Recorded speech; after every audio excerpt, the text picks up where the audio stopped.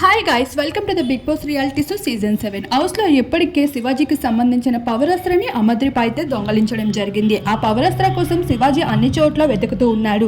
ఆఖరికి పల్లవి, ప్రశాంత్, రతిక, ప్రిన్స్ వీళ్ళందరిపైన కూడా అనుమానం పడుతూ ఉంటాడు.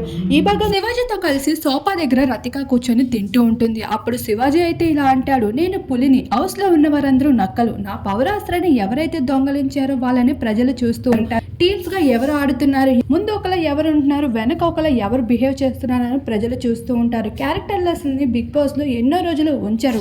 రతిక, ఇందులో నువ్వైనా అవ్వండొచ్చు రతిక, ఎవరైనా నా పవరాస్త్రాన్ని తీసిన వాళ్ళ కోసమే నేను మాట్లాడుతున్నాను అంటూ శివాజీ అయితే ఇండైరెక్ట్ గా రతికతో పాటు పవరాస్త్ర తీసిన వాళ్ళకి కూడా స్ట్రాంగ్ కౌంటర్ ఇస్తూ వచ్చేశారు. ఇక శివాజీ మాటలు వింటూ రతిక అయితే ఒక్కసారిగా షాక్ అవుతూ ఉంటుంది.